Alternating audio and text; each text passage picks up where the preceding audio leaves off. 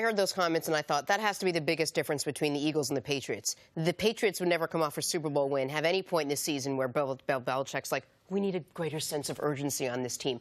These guys perhaps are reeling from a Super Bowl hangover. Is that such a thing, Coach? What was your reaction to Peterson's comments? Well, when I hear it and they're talking about we are champions, it's not really true. They were champions. Last season, they were champions. This is a new season. This isn't boxing. They're not wearing a belt where they get beat by someone and someone gets to wear their belt. They were champions, okay? And that no one can ever take that away from them.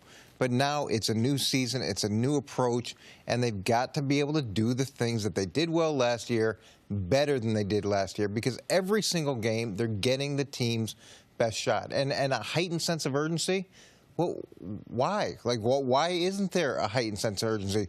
Why are we waiting to a quarter of the way through the season to say, okay, we need to play a certain way? That, to me, doesn't make any sense. And it's moving past everything that happened last year. Get rid of that. This is a completely new season, and you need to approach it like that. Stop living in what happened, a season ago. And that is incredibly difficult for every team. And with respect to your point, that was difficult for the Patriots the first time they won the Super Bowl. Only the first time. Right, but they learned from it. Like, yeah. Coach, you talk about it. That year in 2002, you guys started off great and then hit the swoon, and then you were able to finish strong, but it wasn't enough. You guys ended up losing out a tiebreaker. But that's the only year that they then learned from that lesson. And then 2003, they win it. In 2004, they continue that winning streak into the year and were the best team in football throughout. Like, that. So this is a tough thing for teams. We saw Seattle was able to prevent that type of malaise coming over them. They almost won a second straight Super Bowl. They obviously got back to it, but it's not that atypical for a team to, as defending champs, not pick up right where they left off. But I am very concerned about what happened this past Sunday. I thought this was a game that last year's Eagles win. I thought that was a game that this year's Eagles should win. You're up 17-3 against a very limited offense. I think the Titans can be an underrated team, but most of their underrated nature is their defense.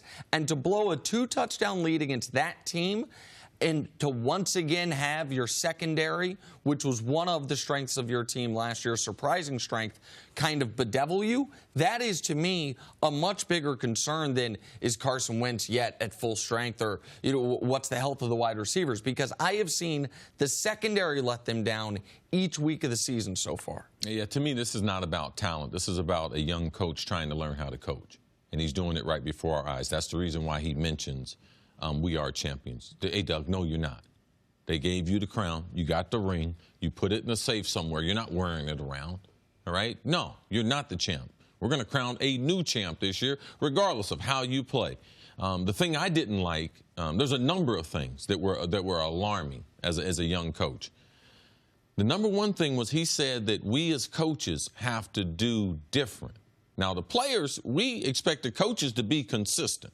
Now, if Mangini's my head coach, I expect him to set the table every week for how we're going to be.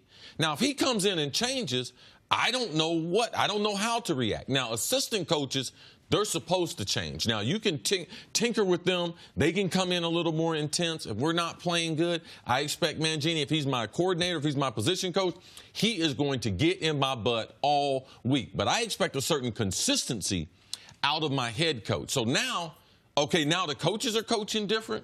This is like what you get in college, where you have big traditional rivalry weeks and the coaches are coming in and now they're yelling at you more and everything. In college, we expect that. But Nick Saban talks about, you know something, we have expectations here in the building. That's what he should be talking about. The New England, they got expectations of what they expect out of every player every year. It's not about being there. We have expectations what we expect out of the players. And if you do what you're supposed to do, you do your job, it will equate in us winning a championship. But you have to earn that right. And I think that Doug is learning on the job. And that's what we heard in the press conference. Coach, what does urgency mean? What does that look like when a coach walks into a locker room and says, we have to play with a better sense of urgency? Is that showing up earlier? Is that designing more plays? Is that no goofing around? Like, this was supposed to be the fun organization. So talk to me about what that word means if you actually break it down to the players. Well, to me, that's the coach's responsibility, is to define what urgency means. Okay, so if there are certain areas that he feels the team or the coaching staff is falling short, what are those areas? His job is to say, this is where we need to improve, this is how we're going to improve, and this is the standard that I'm going to hold you to. But to just throw out buzzwords like urgency or take your pick. There's a million words that you can send out that mean nothing.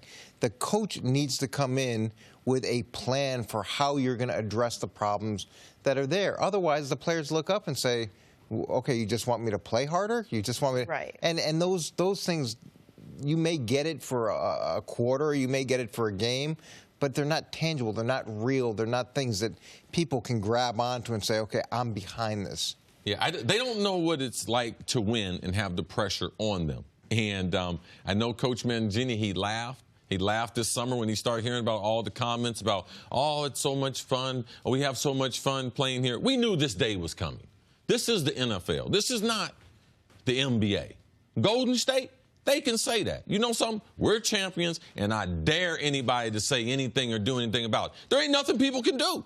They are champions. I mean, what, 3 out of the last 4 years, they blew the other one. They should have won them all. Like, there really is not competition. And in the NBA, it's dynastic. We see it, guys. What does that mean? There's dynasties. Like, their teams usually win one. I've never heard that on TV. Oh, okay. Well, and Jenna, first time for everything. Go ahead, Jenna. There we go. Well, way to be on my corner there, Jenna. Listen, what I mean is that we see teams in the NBA repeat. They come back like that. The NFL, the last team to repeat was the 03-04 Pats. Like, the Seahawks came close. Prior to that, it was the 97-98 Broncos. Like, there's not a lot of teams that repeat, so of course it's different. Like that, and the limited number of games makes it to where a little bit of a slow start or a little bit of a lack of execution can have a major change in your season. Like, I would feel totally differently about Philadelphia if they had executed their opening drive of overtime better. Because if they execute the opening drive of overtime, they get a touchdown instead of a field goal. They're sitting here at 3-1, and we're like, hey, they haven't played that well. They're still on top of their division. Like, those little moments really matter, and I can't define as to why it is the way it is right now for them, but they do not appear to be the same team they were at any point last year. Look, in the NFL, it's a marathon, not a sprint, and you need to have your blinders on, and each mile marker, you need to be a little bit better than the mile marker before. You can't sound the alarm in week 4. Otherwise, you're going to get exhausted before you get halfway through. You break it down into quarters, all right? If you can go 2-2 the first quarter, next quarter you go 3-1, next quarter you go 3-1, last quarter go 4-0. If they're able to do that, it's not about championships, it's about a standard. If they're able to do that, they'll put themselves in position where they potentially can move on in the playoffs and give themselves a chance to be one of the rare teams that is able to repeat. But they got a long way to go. Thanks for watching. Subscribe here to get the latest from the show. Also, be sure to check out more of the best clips from First Things First, or go watch a few segments from our other shows on FS1.